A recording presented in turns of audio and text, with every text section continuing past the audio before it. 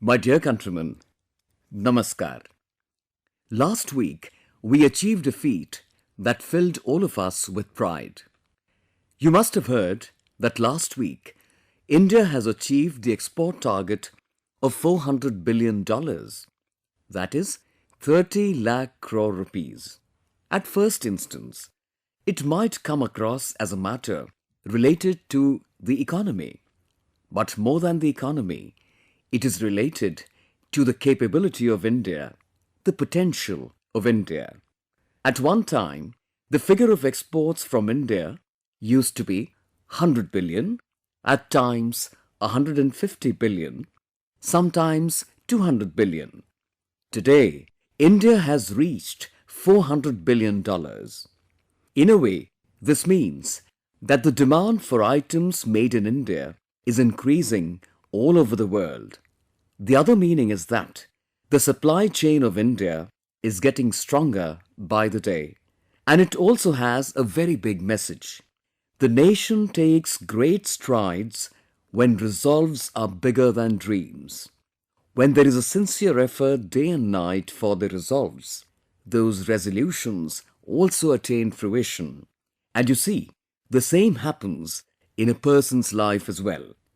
When one's resolve, one's efforts become bigger than one's dreams, success comes to the person on its own. Friends, new, ever new products from all corners of the country are reaching foreign shores. Leather products from Hailakandi in Assam, or handloom products from Osmanabad, fruits and vegetables from Bijapur, or black rice from Chandauli. The exports of all of these are increasing. Now, you will also find the world-famous apricot of Ladakh in Dubai too, and in Saudi Arabia, you will find bananas shipped from Tamil Nadu. Most importantly, an array of new products are being sent to ever newer countries.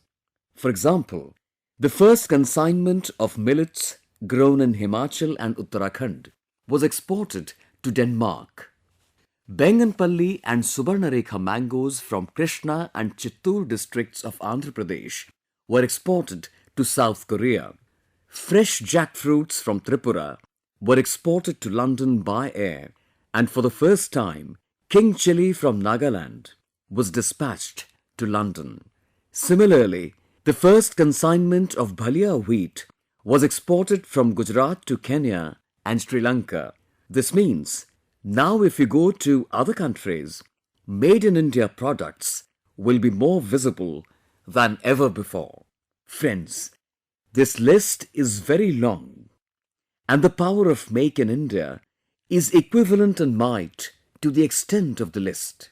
Equally great is the potential of India, and the basis of its strength are our farmers, artisans, our weavers, engineers, our small entrepreneurs, the MSME sector, people from many different professions. All of them are its true strength. It is only due to their hard work that the goal of exporting to the tune of $400 billion has been achieved. And I am happy that this power of the people of India is now reaching new markets in every nook and corner of the world. When each and every Indian is vocal for local, it does not take long for the local to become global. Let's make the local global and augment the prestige of our products further. Friends, the listeners of Mann Ki Baat will love to know that the success of our small entrepreneurs at the domestic level also makes us proud. Today, our small entrepreneurs are playing a major partnership role in government procurement through Government E-Marketplace, that is, GEM. A much transparent system has been developed through technology. During the last 1 year, through the GEM portal, the government has purchased items worth more than 1 lakh crore rupees. Close to 1.25 lakh small entrepreneurs, small shopkeepers from every corner of the country have sold their goods directly to the government. There was a time when only big companies could sell goods to the government. However, the country is changing now. The old systems are also changing. Now, even the smallest of shopkeepers can sell one's goods to the government on the GEM portal. This is the new India. She not only dreams big, but also shows the courage to reach that goal where no one has reached before. On the basis of this very courage, all of us Indians together will definitely fulfill the dream of an Atmanirbhar Bharat, a self-reliant India. My dear countrymen, you must have observed Baba Shivanandji in the recently held Padma Award ceremony. Seeing the agility of the 126-year-old, everyone must have been surprised, just like I was. And I saw, before one could bat an eyelid, he started bowing in the Nandi Mudra. I bowed a number of times and offered pranam to Baba Shivanandji. Both the age of 126 years and the fitness of Baba Shivanand are the subject of discussion in the country today. I read many people's comments on social media that Baba Shivanand is fitter than those one-fourth his age. Indeed, the life of Baba Shivanand is an inspiration for all of us. I wish him a long life. He has a passion for yoga and leads a very healthy lifestyle. Jeevem Sharadah Shatam. In our culture, everyone is wished 100 years of healthy life. We'll celebrate World Health Day on the 7th of April. Today, the collective Indian thought on health, whether it is yoga or Ayurveda, is increasingly trending all over the world. Just last week, you must have noticed a yoga program being organized in Qatar. In this, citizens of 114 countries participated and made a new world record. Similarly, the market of the Ayush industry is also increasing continuously. 6 years ago, the market for medicines related to Ayurveda was around 22,000 crores. Today, the Ayush manufacturing industry is reaching around 1,40,000 crore rupees. That is, the possibilities are increasing continuously in this sector. In the startup world too, Ayush is becoming a subject of attraction.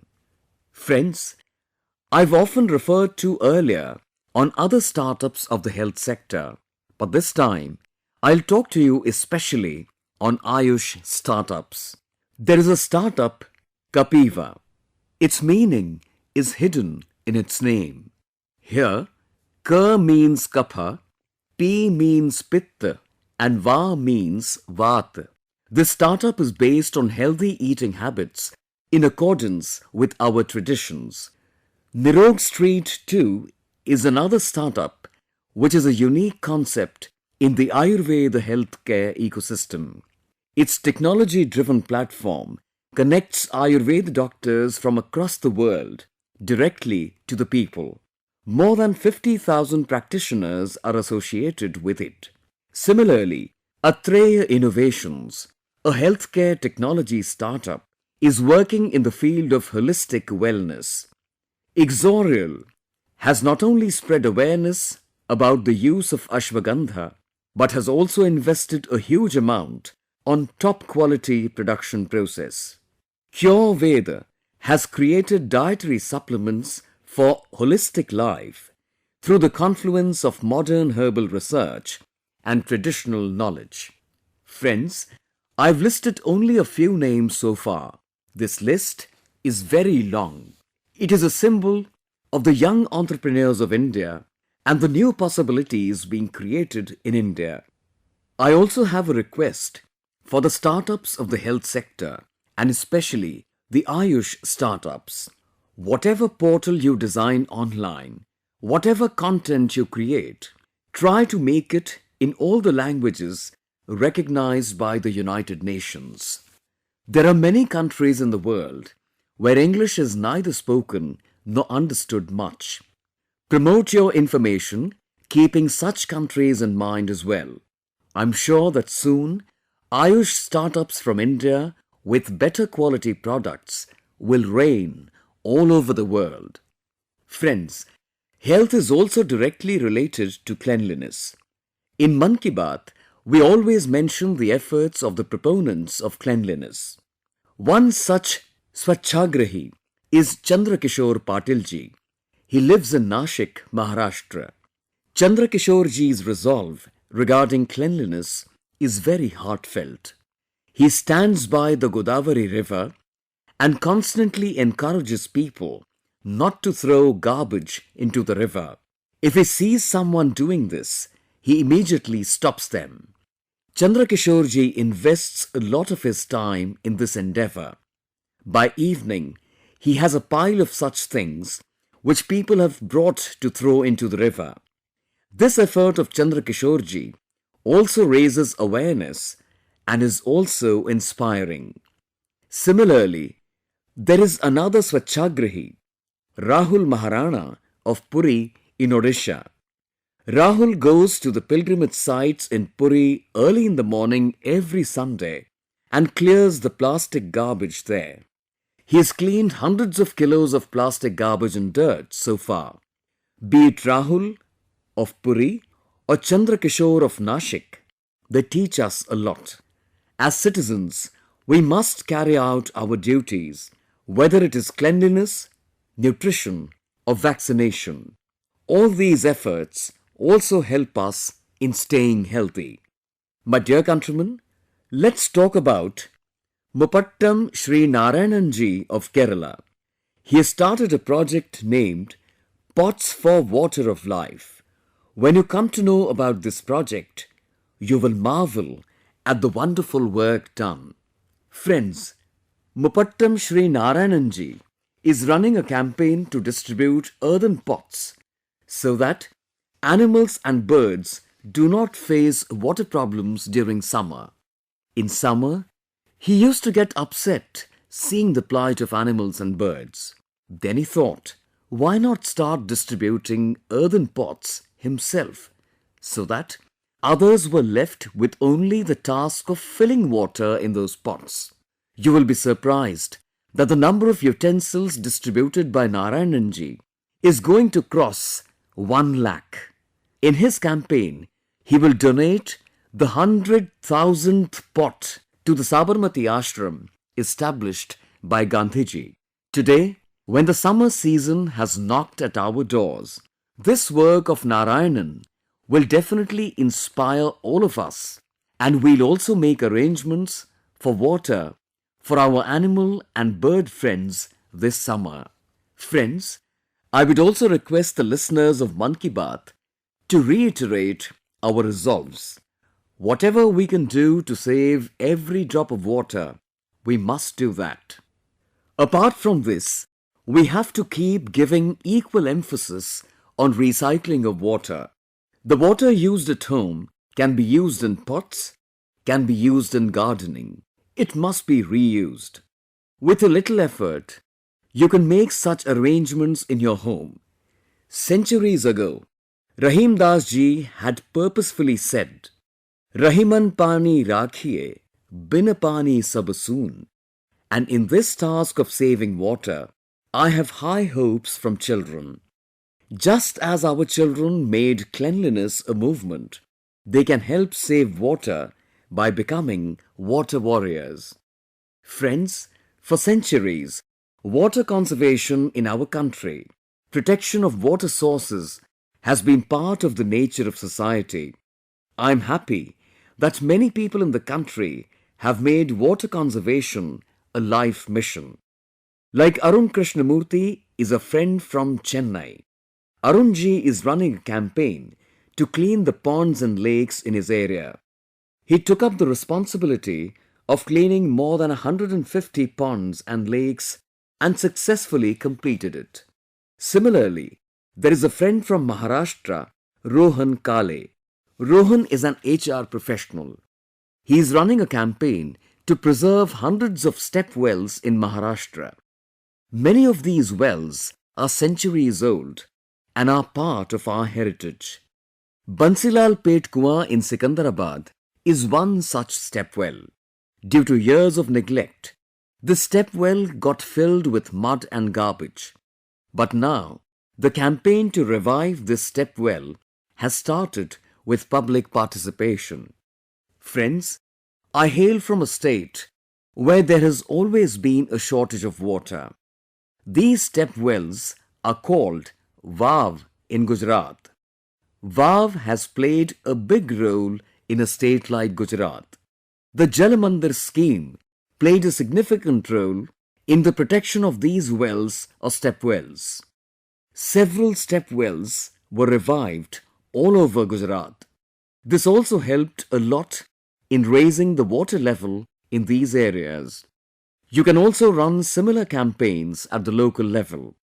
Be it the construction of check dams or rainwater harvesting, individual efforts are also important in this, and collective efforts are necessary too.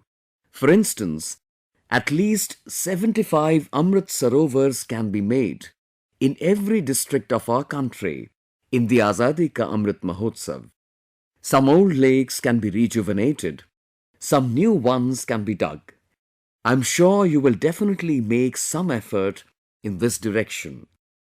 My dear countrymen, one of the beautiful aspects of Mann Ki Baat is that I get your messages in many languages, in many dialects. Many people also send audio message on MyGov. India's culture, our language, our dialects, our way of life, our culinary range, all of this diversity is our great strength. From east to west, from north to south, this diversity binds India together, leading to Ek Bharat, Shreshtha Bharat. Here too, both our historical sites and Puranic literature contribute a lot. You must be wondering why I am mentioning this to you right now. The reason for this is the Madhavpur Mela. The listeners of Mann Ki Baat will find it very interesting to know where the Madhavpur Mela is held, why it is held, how it is related to the diversity of India. Friends, Madhavpur Mela is held in the village of Madhavpur near the sea at Porbandar in Gujarat. But it also connects with the eastern end of India. You must be thinking how this is possible. The answer to this also comes from a Puranic story. It is said that thousands of years ago, Lord Krishna was married to Rukmini, a princess from the northeast. This marriage took place in Madhavpur, Porbandar, and as a symbol of that marriage, even today, Madhavpur fair is held there. This deep relationship between the East and West is our heritage. With the passage of time, with the efforts of the people, new aspects too are now being added to the Madhavpur fair. In local parlance, the bride's side is called Gharati, and now many Gharatis from the northeast have started coming to this fair. Artists from all the states of the northeast reach the Madhavpur fair, which lasts for a week, when artisans associated with handicrafts arrive and the beauty of the fair is enhanced manifold. For a week, this amalgamation of cultures of the east and west of India, the Madhavpur fair, creates a very beautiful example of Ek Bharat, Shreshtha Bharat. I request you to read and know more about this fair as well. My dear countrymen, the Azadi Ka Amrit Mahotsav in the country is now becoming a new example of public participation.